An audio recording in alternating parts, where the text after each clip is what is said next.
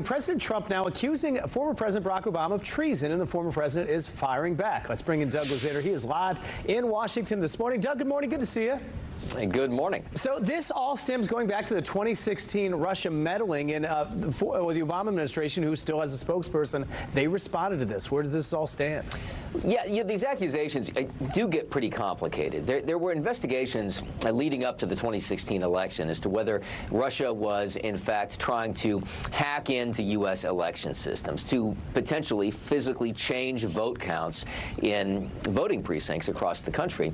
And there was a determination that, in fact, there were some kind of probing efforts, but that ultimately these weren't successful and there were no votes changed as a result of this.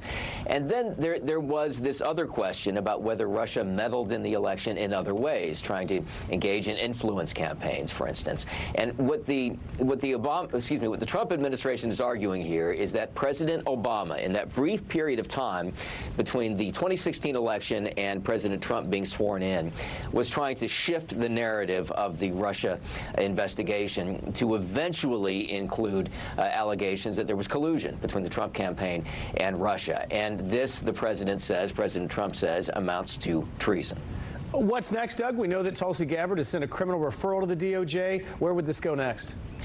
Yeah, well, it's kind of in the hands of the Department of Justice to see whether there would be any actual charges here. It's important to note that that Democrats have really been pushing back hard on this. President Obama, former President Obama, has been pushing back. His spokesman issued a statement essentially saying that this was all nonsense. You know, it is possible to prosecute former presidents, but the Supreme Court last year made it a little more difficult in terms of prosecuting them for official actions while they were in office. Let's finish on the financial front. We know the president announcing 3 more trade deals. Japan, the biggest one here, and that's one they've waited on.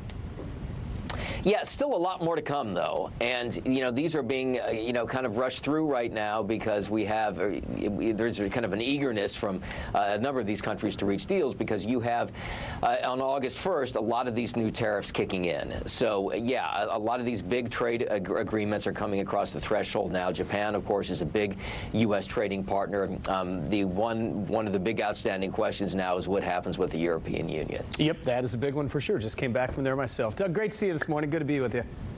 Thanks, Ryan.